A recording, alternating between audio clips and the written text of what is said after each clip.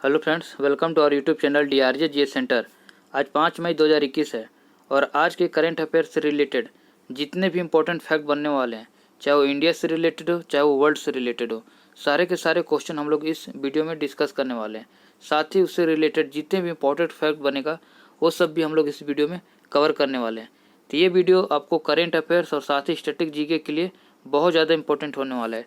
चाहे आप किसी भी कंपटीशन एग्जाम की प्रिपरेशन कर रहे हैं, ये वीडियो आपके अपने एग्ज़ाम में बहुत ज़्यादा हेल्पफुल होने वाला है। तो वीडियो को बिना स्किप किए हुए आप एंड तक जरूर देखें। चलिए पहला क्वेश्चन देखते हैं। पहला क्वेश्चन क्या है? पहला क्वेश्चन है, हाल ही में किसे RBI के चौथे डिप्टी गवर्नर के रूप में नियुक्त किया गया है? मोस्ट इंपॉर्टेंट क्वेश्चन है, इसे आप अपने कॉपी में जरूर नोट करके लिख लें। तो इसका सही आंसर क्या है? टी रविशंकर। अब RBI के चौथे डिप्टी गवर्नर का जो नियुक्ति हुआ है वो टी रविशंकर का हो गया है। तब सबसे बड़ा इस क्वेश्चन का इंपॉर्टेंट फैक्ट क्या है? RBI। अब RBI का पोस्टमार्टम किया जाए। RBI का क्या होता है? संगठन कैसा रहता है? 1+4 का रहता है।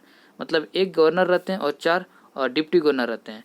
तो 4 डिप्टी गवर्नर कौन रहते हैं? एक तो टी रविशंकर, जिसका अभी हाल ही में नियुक्ति हुआ इनका, और जो 3 गवर्नर और हैं वो कौन है? एक M राजेश्वर राव हैं और एक MD महापात्रा हैं, एक MK जैन यानी मुकेश कुमार जैन और MD पात्रा यानी माइकल डी पात्रा है। ये 3 जो ऑप्शन में लिखा हूँ, ये 3 और एक ये टी रविशंकर, 4। ये जो 4 है ये डिप्टी गवर्नर हैं और एक इसके क्या होते हैं? गवर्नर होते हैं। तो अब भाई साहब RBI जो कि सभी बैंकों का बाप है, तो इसके जो हेड हैं, जो गवर्नर है, उनके बारे में जानते हैं। तो RBI का जो वर्तमान में गवर्नर है वो कौन है? शक्तिकांत दास जी हैं। शक्तिकांत दास जो कि RBI के 25वें नंबर के गवर्नर हैं। ये नंबर भी अक्सर पूछ लिया जाता है, आपको सब चीज़ पता होना चाहिए। तो RBI के जो वर्तमान में जो गवर्नर है शक्तिकांत दास हैं। अब RBI का जो ऑफिस है, हेडक्वार्टर, वो कहाँ है? मुंबई में है। मुंबई में सारी चीज़ को आप यहाँ लिखते हुए चले, साथ में आप एक कॉपी पेन लेकर जरूर बैठें। अगर आप नोट्स नहीं बनाते हैं तो जो मैं जो बोल रहा हूँ कम से कम उसे आप जरूर लिखें। लिखने से आपको सारी चीज़ें आसानी से याद हो जाएगा। तो इसका हेडक्वार्टर कहाँ है? मुंबई में। ये जो RBI का गठन था वो यंग हिल्टन समिति के माध्यम से बनाया गया था और इसका जो गठन हुआ था कब हुआ था? 1 अप्रैल 1935 को हुआ था इसका गठन। और जो अधिनियम था वो कौन सा अधिनियम था? एक्ट जो होता है अधिनियम था वो 1934 का था। 1934 के अधिनियम से इसे 1 अप्रैल 1935 को बनाया गया था। तो ये जो RBI 1 अप्रैल 1935 को बना था, तब तक ये प्राइवेट था। तो इसका जो राष्ट्रीयकरण है 1949 में इसका राष्ट्रीयकरण कर दिया गया, 1949 में। तो आपसे ये भी क्वेश्चन पूछा जाता है कि RBI का राष्ट्रीयकरण कब किया गया था। और ये क्वेश्चन अक्सर पूछा जाता है कि RBI के जो प्रथम गवर्नर कौन थे? तो इसका सही आंसर है Osborne Smith. Osborne Smith RBI के प्रथम गवर्नर थे। और एक क्वेश्चन और RBI से बन जाता है कि RBI के स्वतंत्र भारत के प्रथम गवर्नर कौन थे? तो CD Deshmukh, sorry CD Deshmukh स्वतंत्र भारत के प्रथम गवर्नर थे। तो ये RBI से रिलेटेड जितने भी फैक्ट था हम लोगों ने कवर कर लिया। अच्छा, RBI का एक मुख्य काम है जो अक्सर एग्जाम में पूछा जाता है, मौद्रिक नीति जारी करना। RBI क्या करता है? मौद्रिक नीति जारी करता है। साथ ही ये नोटों को, जो जितने भी नोट है भारत में 1 रुपया छोड़ के, सारे नोटों का निर्गमन करने का भी काम RBI करता है। और ये तो आपको पता ही है कि RBI सारे बैंकों का बॉस है। ठीक है, RBI से रिलेटेड सारे फैक्ट हम लोगों ने देख लिया। अभी एक क्वेश्चन फैक्ट और छूट गया, क्या? टी रविशंकर किसके स्थान पे बने हैं चौथे डिप्टी गवर्नर? तो ये बने हैं BP कानूनगो के स्थान पे बने। आपको सारे फैक्ट पता होना चाहिए। अब जब किसी भी क्वेश्चन को आप इतना डिटेल में पढ़ लोगे तो आपसे एग्जाम में उस क्वेश्चन से रिलेटेड कुछ भी आए आपसे नहीं छूटेगा। चलिए नेक्स्ट क्वेश्चन देखते हैं। अच्छा, नेक्स्ट क्वेश्चन पे जाने से पहले अगर आपको इस वीडियो का PDF चाहिए तो इसका PDF मैं टेलीग्राम चैनल पे अपलोड कर देता हूँ। तो आप टेलीग्राम चैनल को ज्वाइन कर लें। और टेलीग्राम चैनल का जो लिंक है मैंने वीडियो के डिस्क्रिप्शन में डाल रखा है, तो आप वहाँ से टेलीग्राम ज्वाइन कर लीजिए, आपको वहाँ ये PDF मिल जाएगा। दूसरा क्वेश्चन क्या है? दूसरा क्वेश्चन है, ऑक्सीजन कंसनट्रेटर की आयात पर IGST को 28% से घटाकर कितना कर दिया गया है? अच्छा क्वेश्चन, इंपॉर्टेंट क्वेश्चन है। तो इसका सही आंसर क्या हो जाएगा? 12%। तो अभी जैसा कि भारत में वर्तमान में कोविड-19 का जो मरीज हैं वो अब चरम पे है। ये बहुत ज़्यादा कोविड-19 के केसेस आ रहे हैं। तो बहुत सारे मरीज जो कि ऑक्सीजन की कमी से मर जा रहे हैं। तो ऑक्सीजन की सप्लाई भी हम लोग जैसे प्रीवियस वीडियो में भी देखा था कि सारी कंपनियां, वायुसेना, नेवी और रिलायंस कंपनी सारे के सारे ऑक्सीजन की सप्लाई पे लगातार काम कर रहे हैं। तो ऑक्सीजन को एक राज्य से दूसरे राज्य में सप्लाई किया जा रहा है, तो वो एक राज्य से दूसरे राज्य पर जब सप्लाई किया जा रहा है तो उस पर एक IGST लगता है। IGST क्या होता है? Integrated goods and service tax. मतलब जब भी एक राज्य और दूसरे राज्य के बीच में जब भी कोई सामान का आयात निर्यात किया जाता है तो उस पर टैक्स लगता था। तो जो ऑक्सीजन का जो ये था कॉन्सेंट्रेटर, इसके आयात पर 28% का टैक्स लग रहा था, जो कि काफ़ी महंगा हो रहा था राज्यों के लिए। तो केंद्र सरकार ने इसे 28% से घटाकर 12% कर दिया, ताकि आसानी से ऑक्सीजन को सभी राज्यों को तक पहुंचाया जा सके, क्योंकि ऑक्सीजन अभी बहुत ज़्यादा ज़रूरी है। बहुत से मरीज, कोविड-19 के मरीज इस ऑक्सीजन की कमी की वजह से मर जा रहे हैं। तो IGST तो मैंने बता दिया क्या होता है। अब GST से क्वेश्चन पूछता है कि GST का गठन कब हुआ था। तो GST का जो गठन हुआ था 1 जुलाई 2017 को हुआ था। इसे भी आप नोट करके लिख लें, इंपॉर्टेंट क्वेश्चन है। तो इससे अब GST क्या होता है? तो GST जितने भी पूरे देश में जो सेवा या उत्पाद जो हम लोग करते हैं, उसका जो अंतिम रूप से जो उपभोग करते हैं उस पे जो लगने वाला जो टैक्स है उसे GST कहते हैं। और GST से पहले भारत में कई प्रकार का टैक्स लगता था, जैसे सर्विस टैक्स हो गया, स्टेट वैट हो गया, वैल्यू एडेड टैक्स हो गया, सेंट्रल एक्साइज हो गया। ये बहुत सारे टैक्स कर लगते थे, उन सब को हटाकर एक GST लगा दिया गया, गुड्स सर्विस एंड टैक्स। और गुड्स सर्विस टैक्स को एक और नाम से जाना जाता है डेस्टिनेशन बेस्ड टैक्स, क्योंकि अभी बताया मैंने कि जो अंतिम रूप से उपभोग करने वाले जो भी वस्तु होता है उस पर जो टैक्स लगता है उसे GST कहा जाता है। चलिए नेक्स्ट क्वेश्चन का, तो इसका सही आंसर क्या था? 12। नेक्स्ट क्वेश्चन देखते हैं। अगला क्वेश्चन क्या है? अगला क्वेश्चन है मोस्ट इम्पोर्टेंट क्वेश्चन है ये भी। बीते दिनों भारत और किस देश के मध्य व्यापार और निवेश समझौता हुआ है? अच्छा क्वेश्चन, इंपॉर्टेंट क्वेश्चन है। बीते दिनों यानी 4 मई 2021 को भारत और ब्रिटेन के मध्य एक समझौता हुआ, जो कि वर्चुअल समझौता था। इस समझौता में क्या हुआ? इस समझौता में 1 बिलियन पाउंड मूल्य का व्यापार का दोनों देशों के बीच में निश्चय हुआ। ये जो 1 बिलियन पाउंड मूल्य है, इसका जो समझौता हुआ ETP यानी इनहेंस्ड ट्रेड पार्टनरशिप समझौता के तहत हुआ, जिसमें दोनों देशों के प्राइम मिनिस्टर इस समझौते पे हस्ताक्षर करेंगे।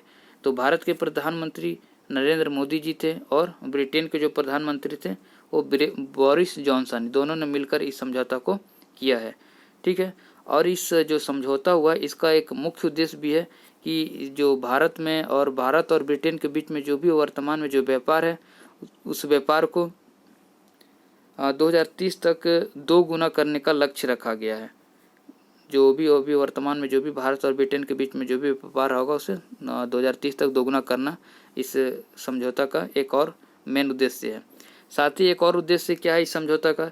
भी भारत के द्वारा जो भी ब्रिटेन में जितने भी स्वास्थ्य हैं या तकनीकी से संबंधित हैं, कुल 533 मिलियन पाउंड का खर्चा करने का, मतलब निवेश करने का इस समझौते में पास किया गया, जिसमें से 240 मिलियन जो पाउंड है वो सीरम के द्वारा, सीरम इंस्टीट्यूट ऑफ इंडिया, जिसका मैंने प्रीवियस वीडियो में ही बताया था कि सीरम इंस्टीट्यूट ऑफ इंडिया के जो CEO हैं आधार पूनावाला, जो कि काफ़ी अभी चर्चा में है। और ये जो सीरम इंस्टीट्यूट ऑफ इंडिया है ये पूरे विश्व में वैक्सीन प्रोडक्शन में पूरे विश्व में सबसे बड़ी कंपनी है। तो ये जो सीरम इंस्टीट्यूट ऑफ इंडिया है ये 240 मिलियन पाउंड का कारोबार, मतलब वैक्सीन उत्पादन करने का काम ब्रिटेन के साथ मिलकर ब्रिटेन में करने वाला है। ठीक है। इस क्वेश्चन से रिलेटेड जितने फैक्ट्स हैं मैंने सारे के सारे डिस्कस कर दिए। नेक्स्ट क्वेश्चन देखते हैं। अगला क्वेश्चन क्या है? अगला क्वेश्चन ये भी मोस्ट इंपॉर्टेंट क्वेश्चन है, बहुत ज़्यादा चर्चा में रहा है अभी। ये चर्चा में रहे मुरहन योगा मैट को किस राज्य के द्वारा विकसित किया गया है? तो इसका सही आंसर क्या है? असम। अब असम में जो 6 लड़कियां हैं वहाँ की, जो कि मछुआरा परिवार से संबंध रखती हैं, ये 6 लड़कियां मिलकर इस मुरहन योगा मैट का विकास किया है। और ये इस मुरहन योगा मैट है, ये क्या है? ये जो जनरली आप लोग देखे होंगे झील, तालाब या नदियों में एक जलकुंभी पाया जाता है जिसे वाटर हाइसिंथ भी कहा जाता है। ये वाटर हाइसिंथ है जो कि पानी के लिए, जल, झील, नदी या तालाब के लिए बहुत ज़्यादा ये हानिकारक होता है। मतलब वहाँ पर जो भी जलीय निकाय है, सिस्टम है, उन पर ये बहुत बुरा प्रभाव डालता है। जैसे किसी तालाब में अगर ये उग जाता है तो उस तालाब को पूरा घेर लेता है। अब सूर्य से आने वाली जो भी किरणें हैं, प्रकाश है, उसको अंदर जाने नहीं देता है, जिससे इसके नीचे जो जितने भी जलीय जीव जंतु हैं या वनस्पति हैं वो लोग प्रकाश की अनुपस्थिति में वो लोग नष्ट हो जाते हैं। तो इस तरह से ये बहुत ज़्यादा ये जलकुंभी है, मतलब जितने भी जलीय सिस्टम है उस पर बहुत ज़्यादा इसका नुकसान पहुँचता है। तो ये जो 6 लड़कियां हैं इसी जलकुंभी का ये मुरहन योगा मैट यानी चटाई बनाने का काम किया है। और ये चटाई का खासियत क्या है कि ये बायोडिग्रेडेबल है, बायोडिग्रेडेबल है, मतलब इसे बहुत आसानी से अगर यूज ना करें तो ये आसानी से नष्ट हो सकता है पर्यावरण को बिना पॉल्यूशन किए हुए। तो इस तरह से ये मुरहन योगा मैट अंतर्राष्ट्रीय स्तर पे बहुत ज़्यादा चर्चा में, इसे अंतर्राष्ट्रीय बाजार में भी उतारने का विचार किया जा रहा है। तो ये काफ़ी चर्चा में था। तो इसे असम के द्वारा बनाया, असम के जो 6 मछुआरों की लड़कियां उनके द्वारा इसे निर्माण किया गया है। ठीक है, इस तरह से क्वेश्चन कंप्लीट होता है। अब ये असम जो कि एक पूर्वोत्तर भारत, जो हमारा भारत है, जो इधर पूर्वोत्तर में 7 राज्य हैं जिसे 7 सिस्टर कहा जाता है। यहाँ से क्वेश्चन पूछा भी जाता है कि इसमें से कौन सा 7 सिस्टर का राज्य नहीं है, तो मैं जल्दी जल्दी बता देता हूँ। तो ये एक असम हो जाता है, एक यहाँ मेघालय है, अरुणाचल प्रदेश है, नागालैंड है, मणिपुर है, मिजोरम है, त्रिपुरा है। इस तरह से यहाँ पर 7 राज्य हैं। आपको 7 राज्यों का पता होना चाहिए। 7 राज्यों को 7 सिस्टर कहा जाता है। नेक्स्ट क्वेश्चन देखते हैं, अगला क्वेश्चन क्या है। अगला क्वेश्चन है एशियाई मुक्केबाजी चैंपियनशिप 2021 को किस देश में स्थानांतरित कर दिया गया है। तो अभी एशियाई मुक्केबाजी चैंपियनशिप जो कि भारत में होने वाला था, भारत के दिल्ली में होने वाला था। अब भारत में कोविड-19 का केस इतना ज़्यादा है, यहाँ सारे जो दिल्ली में है वहाँ लॉकडाउन लगा हुआ है। तो इस वजह से ये एशियाई मुक्केबाजी चैंपियनशिप को पोस्टपोन करके इसे यूएई यानी इसका सही आंसर क्या है, संयुक्त अरब अमीरात में इसे ट्रांसफ़र कर दिया गया। अब संयुक्त अरब अमीरात में ट्रांसफ़र कर दिया गया है, तो अब संयुक्त अरब अमीरात में एशियाई मुक्केबाजी चैंपियनशिप होने का है। तो अभी ये काफ़ी चर्चा में रहेगा संयुक्त अरब अमीरात। तो आपको संयुक्त अरब अमीरात के बारे में बेसिक चीज़ें पता होना चाहिए। जैसे यहाँ के जो प्रेसिडेंट हैं वो कौन है, खलीफा बिन जैद अल नहयन। थोड़ा बड़ा नाम है, आप इसे देख लें, सुनकर आप नोट कर लें। और इसकी जो राजधानी है वो अबू धाबी है, अबू धाबी। और यहाँ का मुद्रा, अब यहाँ मुक्केबाजी चैंपियनशिप होना है यानी मुद्रा का तो प्रचलन रहेगा ही। तो मुद्रा यहाँ का अक्सर पूछा जाता है, वो मुद्रा क्या है, दिरहम है। तो आपको इतना पता होना चाहिए। अभी साथ ही में कुछ दिन पहले संयुक्त अरब अमीरात में एक होप मिशन, जो कि खाड़ी देशों में एकमात्र ऐसा देश है जो मंगल ग्रह पे होप मिशन चला रहा है। एकमात्र खाड़ी देशों में संयुक्त अरब अमीरात है, इसलिए काफ़ी इंपॉर्टेंट में था, चर्चे में था होप मिशन। इसको पता होना चाहिए कि होप मिशन संयुक्त अरब अमीरात से रिलेटेड है।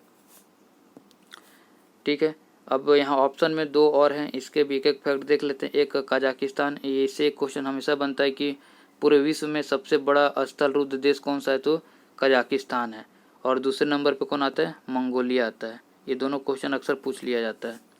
सऊदी अरब, अभी प्रीवियस वीडियो में ही मैंने बताया था, सऊदी अरब एकमात्र देश है जो सोफिया नामक रोबोट को देश में नागरिकता देने के लिए एकमात्र देश बन गया। सोफिया रोबोट को नागरिकता, यानी रोबोट को नागरिकता देने वाला एकमात्र देश कौन है, सऊदी अरब है। और अभी हाल ही में हमारा जो आदि अनादि काल से जो परंपरा चली आ रही है रामायण महाभारत, जो कि सऊदी अरब के स्कूल के जो करिकुलम एक्टिविटी है उसमें शामिल किया गया है, क्या, रामायण और महाभारत, जो कि हमारे देश के लिए बहुत ही गर्व की बात है। नेक्स्ट क्वेश्चन देखते हैं, अगला क्वेश्चन क्या है। अगला क्वेश्चन है नेहरू जूलॉजिकल पार्क में कौन सा जानवर कोरोना वायरस टेस्ट पॉजिटिव पाया गया है। मोस्ट इंपॉर्टेंट क्वेश्चन है। अब देख रहे हैं कि कोरोना वायरस इंसानों से जानवरों की ओर शिफ्ट हो रहा है, इससे अंदाज़ा लगाया जा सकता है कि कोरोना कितना भयानक अभी होने वाला है। तो इसका सही आंसर क्या है, एशियाई शेर। अभी जो नेहरू जूलॉजिकल पार्क है जो कि हैदराबाद में, ये हैदराबाद के जो इस पार्क में कुल 8 शेरों में कोरोना टेस्ट पॉजिटिव पाया गया है। ये जो टेस्ट है ये CCMB के द्वारा कराया गया था। CCMB का फुल फॉर्म क्या है, centre for cellular and molecular biology. इसके द्वारा जो RT-PCR टेस्ट होता है उसमें ये कुल 8 शेरों को पॉजिटिव पाया गया, 8 शेर, जिसमें से 4 नर हैं और 4 मादा शेरनियाँ हैं। अब जो एशियाई शेर है इसका जो मुख्य रूप से भारत में इसका जो निवास क्षेत्र है वो गुजरात के गिर में है। गुजरात का जो गिर जंगल है वहाँ मुख्य रूप से एशियाई शेर पाया जाता है। इसका खासियत क्या होता है, इसके कंधे पे बहुत लंबे लंबे बाल होते हैं। ये गुजरात में मुख्य रूप से पाया जाता है। ये क्वेश्चन अक्सर पूछा जाता है। जैसे बंगाल टाइगर कहाँ पाया जाता है, तो ये पश्चिम बंगाल के सुंदरवन में पाया जाता है, तो वहाँ से वो क्वेश्चन बन जाता है। चलिए अगला क्वेश्चन देखते हैं। अगला क्वेश्चन है हाल ही में पंडित देवव्रत चौधरी का निधन हो गया, उनका संबंध किससे था। मोस्ट इंपॉर्टेंट क्वेश्चन है ये, कला एवं संस्कृति से यहाँ से क्वेश्चन बन जाता है करंट अफेयर का। तो इसका सही आंसर क्या है, सितार वादक। तो पंडित देवदत्त चौधरी जो थे वो सितार वादक से इनका संबंध था। सितार वादक से एक और शख्स हैं, एक और हस्तियाँ हैं जो कि काफ़ी मशहूर रहे हैं। उनका नाम है पंडित रविशंकर, जो कि इन्हें भारत रत्न से भी सम्मान दिया जा चुका है। पंडित रविशंकर जो कि सितार वादन के एक बहुत ज़्यादा प्रसिद्ध हस्ती हैं, तो इसे भी आप याद रखें और साथ में देवदत्त चौधरी दोनों को आप याद रखें। अब ऑप्शन में तबला वादक, तो तबला वादक का भी एक जो प्रमुख हस्ती है उनका नाम को आपको पता होना चाहिए, जाकिर हुसैन, जो कि प्रमुख पूरे बहुत ज़्यादा प्रसिद्ध तबला वादक है, रह चुके हैं जाकिर हुसैन। और हारमोनियम इनका तो कोई खास नहीं है। बांसुरी का एक बहुत ज़्यादा फेमस शख्स हैं जिनका नाम है हरिप्रसाद चौरसिया। यहाँ से क्वेश्चन अक्सर पूछ लिया जाता है कला एंड संस्कृति में, तो आपको ये सब पता होना चाहिए। तबला वादक के कौन है? जाकिर हुसैन।